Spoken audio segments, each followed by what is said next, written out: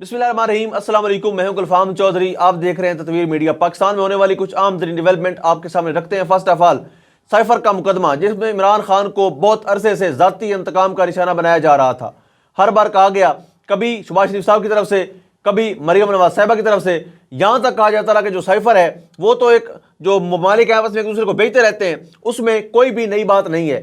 یہ کہنا تھا پنجاب کی ایک قابل وزیر اعلیٰ، جن کی قابلیت کو بنیاد بنا کر ان کو پنجاب جیسے صوبے کی وزارت اعلیٰ دے دی گئی ہے۔ انہوں نے کہا کہ سائفر کون سی بڑی بات ہے، یہ تو ممالک ایک دوسرے کو بیچتے رہتے ہیں، اس میں کوئی بڑی بات نہیں ہے۔ تو یہ مریم نواز صاحبہ کے لیے کوئی بڑی بات نہیں تھی۔ شہباز شریف صاحب نے کہا کہ سائفر کیا ہے، وہ اس میں کوئی دھمکی تھی نہیں، اس میں مداخلت تھی نہیں۔ ایک طرف یہ بیانیہ تھا، جبکہ دوسری طرف ایک مقدمہ تیار کروایا جا رہا تھا جس میں عمران خان صاحب کو سائفر کے گم کرنے پر مجرم بنا کر عدالت میں پیش کیا جا رہا تھا۔ سائفر کو بنیاد بنا کر کہا گیا کہ چونکہ عمران خان صاحب نے اس کو گم کیا ہے، لہٰذا وہ مجرم ہیں، ان کو سزا سنائی جائے، اور ان کو 10 سال کی سزا سنا دی گئی سائفر کیس کو بنیاد بنا کر۔ لیکن عمران خان جیل میں بیٹھ کر اطمینان سے، تسلی سے، حوصلے سے، پوٹینشل سے جب بھی ان سے پوچھا گیا، انہوں نے کہا کوئی بات نہیں، اللہ الحق ہے۔ اس بندے نے پھر بھی اللہ رب العزت پر توکل اور یقین کا دامن نہیں چھوڑا۔ ایٹ دا اینڈ ڈونلڈ لو، جس نے یہ سائفر بھیجا تھا، جس نے یہ حکم دیا تھا اپنے غلاموں کو کہ عمران خان کی حکومت گرائیں ورنہ پاکستان کو سخت نتائج بھگتنا پڑیں گے، لیکن اس پر عمران خان صاحب نے کہا کہ ہم غلام نہیں ہیں کہ آپ جو کہیں گے ہم کریں گے۔ لیکن جو غلام تھے وہ سارے کے سارے 16 جماعتوں پر مشتمل ایک بان بتی کا کنبہ اکٹھا ہوا، اور انہوں نے ایک رجیم چینج کے ذریعے سے اپنے آقاؤں کو خوش کیا اور ڈونلڈ لو کے سائفر کو سچ ثابت کیا۔ بہت بڑے ادارے کے ایک سربراہ نے کہا کہ جی ڈرامائی انداز میں لہرایا گیا ہے پیج، اور سائفر میں کوئی مداخلت نہیں تھی۔ اگر مداخلت نہیں تھی تو آپ نے رجیم چینج کیوں کروایا؟ اگر مداخلت نہیں تھی تو ڈونلڈ لو آج کٹہرے میں کیوں بیٹھا ہوا ہے؟ جب اس نے کہا کہ ہم نے مداخلت نہیں کی تو وہاں پر لوگوں نے نعرے لگائے کہ یہ جھوٹ بول رہا ہے، لیکن وہاں پر نہ تو کسی کے اوپر توہین ڈونلڈ لو کا پرچہ ہوا، کیونکہ وہ امریکہ ہے، پاکستان تو نہیں ہے کہ جہاں پر توہین مریم نواز کا بھی پرچہ ہو جاتا ہے، توہین آئی جی پنجاب کا پرچہ ہو جاتا ہے، توہین باجوہ کا پرچہ ہو جاتا ہے۔ تو یہ پرچے جو ہے پاکستان میں ایک مذاق بن چکا ہے، چونکہ پاکستان کی عدالتیں اپنا مذاق خود اڑوا رہی ہیں۔ ایٹ دا اینڈ ڈونلڈ لو نے یہ کہا کہ ہم نے سائفر نہیں بھیجا، لیکن سوال یہ پیدا ہوتا ہے کہ اگر سائفر نہیں آیا، فرض کر لیتے ہیں وہ صحیح کہہ رہا ہے، وہ مان لیا اگر سائفر نہیں آیا تو عمران خان کس بات کا مجرم ہے؟ اگر سائفر آیا ہی نہیں ہے تو مقدمہ کس بات کا ہے؟ عمران خان صاحب کو تو آج رہا کر دینا چاہیے، ان کے اوپر مقدمہ بنتا ہی نہیں ہے۔ اور دوسری بات، اگر سائفر آیا ہے تو اس کے اندر کیا تھا؟ مداخلت تھی، دھمکی تھی، کیا تھا؟ یہ اس وقت کی حکومت میں بیٹھے ہوئے ایک مونے وزیر اعظم جو مینڈیٹ چور ہیں، جو سیٹوں پر قبضہ کر کے آئے ہیں، جو عوام کے منتخب نہیں ہیں بلکہ صدیق جان کے روبرو وہ ایک چنتخب ہیں، صدیق جان کے مطابق وہ ایک چنتخب وزیر اعظم ہے، تو اس کو وہ کلیم کرتے ہیں کہ سائفر آیا نہیں تھا۔ آج ان کی حکومت ہے، وہ اس کی مکمل طور پر تصدیق کریں اور بتائیں پوری قوم کو سائفر میں کیا تھا، بلکہ اس کو پبلک کر دیں۔ اگر اس میں دھمکی نہیں تھی، عمران خان کو آپ نے جھوٹا ثابت کرنا ہے تو کریں، آپ کا مناسب وقت ہے، بہترین موقع ہے، لیکن آپ نہیں کریں گے کیونکہ ایسی اخلاقی جرت آپ میں نہیں ہے۔ تو عمران خان صاحب نے آج بتایا کہ ڈونلڈ لو جھوٹ بول رہا ہے، اور اپنے ایک جھوٹ کو چھپانے کے لیے اب وہ دوسرا جھوٹ بول رہا ہے۔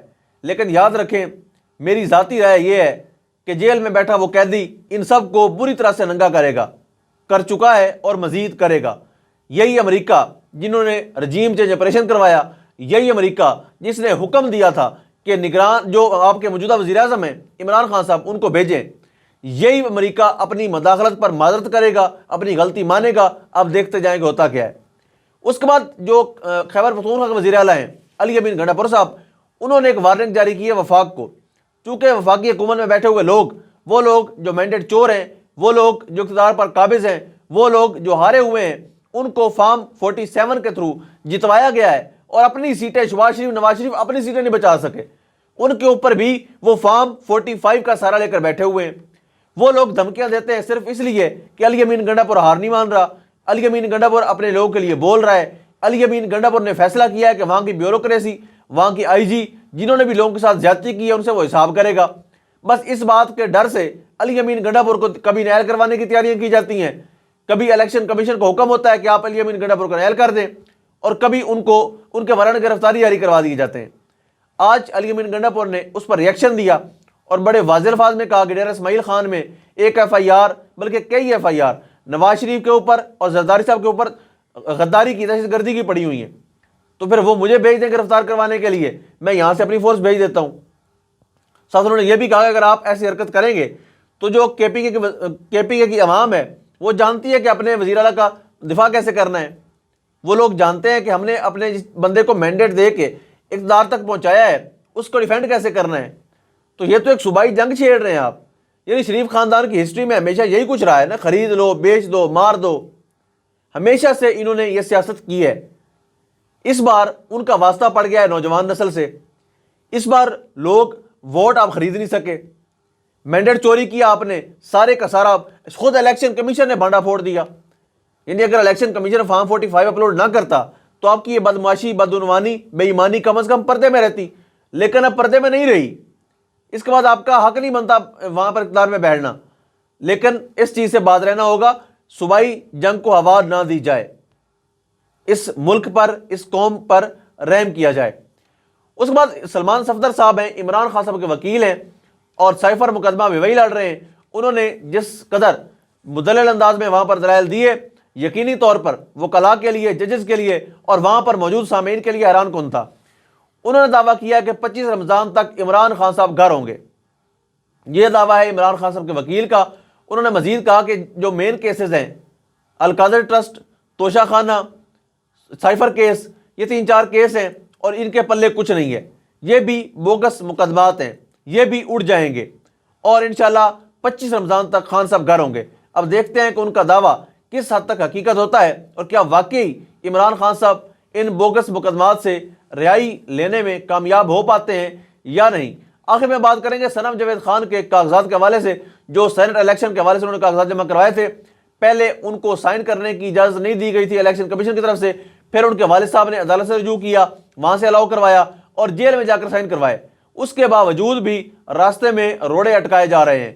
الیکشن کمیشن نے وہاں پر اعتراض عائد کیا کہ صنم جاوید خان کے نام 1 کنال کا پلاٹ ہے جو انہوں نے ہمیں نہیں بتایا ہوا، لہٰذا ان کو ہم الیکشن نہیں لڑنے دے سکتے۔ لیکن جب کیس عدالت میں لگا تو عدالت میں جا کر پروسیکیوٹر صاحب نے فرمایا ہے کہ جی انہوں نے اپنے شوہر کی انکم ظاہر نہیں کی۔ تو کتنی شرم اور حیا کا مقام ہے ان لوگوں کے لیے جو ایسی حرکتیں کرتے ہیں یا ایسے منصوبوں میں اعلی کار بنتے ہیں، استعمال ہوتے ہیں۔ یعنی ایک خاتون جیل میں ہے، ان کے کاغذات آپ نے جمع نہیں ہونے دیے، ان کے سائن بھی جیل میں جا کر کروائے گئے ہیں، وہ جیل میں بیٹھ کر اپنے شوہر کے احساس آپ کو بتائے گی۔ یعنی ایک عقل سے عاری لوگ ہیں، اتنے بے شرم لوگ ہیں، آج بھی ان لوگوں کے اعلی کار بن رہے ہیں جن لوگوں نے یہاں سے رہنا ہی نہیں پاکستان میں، جن کا اٹھنا بیٹھنا ہی پاکستان میں نہیں ہے، ان لوگوں کے اعلی کار بن کے اپنے آپ کو، اپنی پرسنالٹی کو، اپنے کیریئر کو ڈیمیج کر رہے ہیں اور اپنی فیملی کو متاثر کر رہے ہیں۔ جو وقت شروع ہو گیا اس میں لوگ فیملی کو تانے مارتے ہیں کہ آپ کا والد ڈاکو ہے، آپ کا شوہر چور ہے، اب تو فیملی تک بات پہنچ گئی ہے۔ تو ان چیزوں پر سوچنا ہوگا، ایسی کارروائیوں سے پرہیز کرنا ہوگا۔ اللہ پاک وطن عزیز کا حامی و ناصر ہو۔ پاکستان زندہ باد۔